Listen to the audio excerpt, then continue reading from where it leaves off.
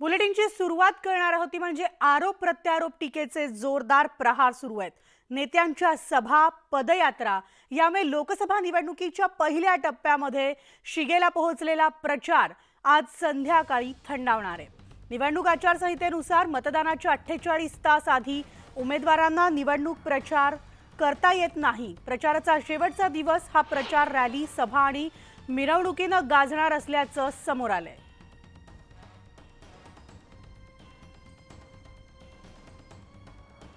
तर प्रचाराचा शेवटचा दिवस आहे, त्यामुळे आज सगळेच उमेदवार आपापल्या मतदारसंघामध्ये जोरदार सभा घेतील, रॅली काढतील आणि जोरदार शक्ती प्रदर्शन करतील, मतदारांना मतदानासाठी आवाहन करतील।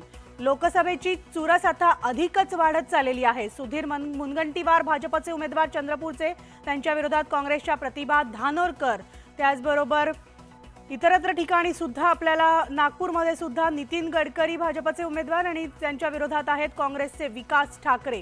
ही लोकसभेची चुरस जी आहे ती अधिकच आपल्याला उत्सुकतेची पाहायला मिळणार आहे, कारण यंदा राजकारण जे आहे त्याचं समीकरण पूर्णपणे बदललंय। गडचिरोली अशोक नेते भाजपचे उमेदवार आहेत आणि काँग्रेसकडून नामदेव किरसान।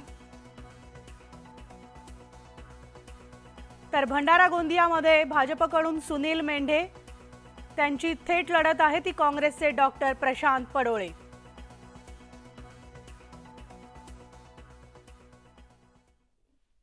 तर प्रचार तोफा आता थंडावणार आहे। संध्याकाळी 6 नंतर मतदान केंद्राच्या 100 मीटर परिसरात निर्बंध लागू करण्यात आलेले असून मतदान केंद्राच्या 100 मीटर परिसरात निवडणूक कर्तव्यावरील वाहन वगळता इतर सगळ्या वाहनांना बंदी असणार आहे।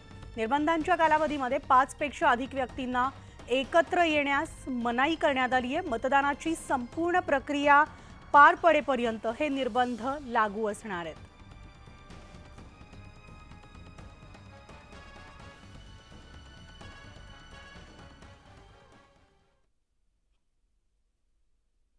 तर शरद